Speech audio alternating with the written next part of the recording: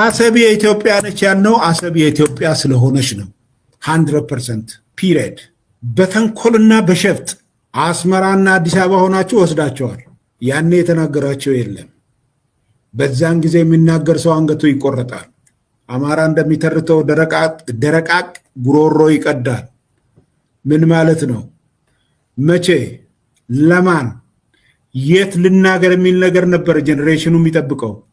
አሁን ደግሞ የኢትዮጵያን አሰብ የሚያስመልስ ጀነሬሽን ነው ያለው። ስልጣን ላይ ያለው መንግስት የዚህ ጀነሬሽን ነው። በጠቅላላ የኢትዮጵያ ሕዝብ በዚህ ተግባብተዋል። አሰብ የኛ ነው አይደለም። አሁን ጥያቄው እንዴት ነው የምንመልሰው ነው። ስለዚህ አዎ በጉልበት ነው የወሰዳችሁት። በጉልበት የወሰዳችሁትን በጉልበት ይመለሳል ክፉ ከመጣ። ነገር ግን በጉልበት ለመመለስ አንሄድም። ይልቁንስ ወደ ጉልበት ከሚካሄድ ብንተባበር የኤርትራ ያ ክቡር ሕዝብ አንድም አይንቀሳቀስ በአሮጌ የጥንት ዕቃዎች የተሞላ ሙዚየም የምትመስል አገር ውስጥ አጭቆ ያውም ያ ሙዚየም ጎብኚ የሌለው አድርጎ ማቆየት አይችልም ነበር። ከኢትዮጵያ ዳር ድንበር እጅህን አውጣ፣ ጽምዶን አቁም፣ ለተለያዩ ጽንፈኞች የምታደርገውን ድጋፍ አቁም። ይሄን ካላቆም ኢትስ ኤ ማተር ኦፍ ታይም ማንም ራሱን ይከላከላል። እንዴት እንደምንዋጋ ኤርትራኖች ያውቁናል፣ በደንብ አድርገው ያውቁናል።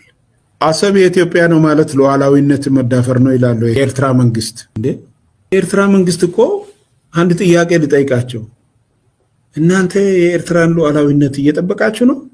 እርግጠኛ ናችሁ? የሰው አፍንጫ እየመታ አፍንጫዬን አትምታ አለ እንዴ? እንዴ እስኪ እናንሳ። ኢትዮጵያ ውስጥ ገብታችሁ ስታበኩ እንዴ ኢትዮጵያ እኮ ምንም አላለችም። እባካችሁ እጃችሁን አውጡ ነው። የኢትዮጵያ ሉዓላዊነት ደፍረ ያንተ ሉዓላዊነት የት ነው ያለው? ሌላ አገር ሉዓላዊነት እየተዳፈርክ የራስ ሉዓላዊነትን መጠበቅ አለ እንዴ? የኢትዮጵያ መንግስት እኮ ትዕግስቱ ወደር የለውም። እና ማን ነው የኤርትራን ሉዓላዊነት ተነካ ብሎ የሚከራከርልህ? የኢትዮጵያ መንግስት ትዕግስት በተገቢ ተጠቀሙበት። ሴትዮዋ ነጠላ አምጪልኝ እባክሽን እጄ ልሳደብ ብላ አንዱ ከመንገድ መጥቶ ማማ ምን ነው እንዴ ነጠላ ሳይለብሱ ወጡ ብሎ ብላቸው በይተዩ ሌላ ቦታ ለድም የሚሰደበውን እዚህ አግኝቻለሁ እንደተባለው ኤርትራ መንግስትም ምን ብሎ ነው እሱ ቲፒኤልኤፍ ጋር የሚጣላው?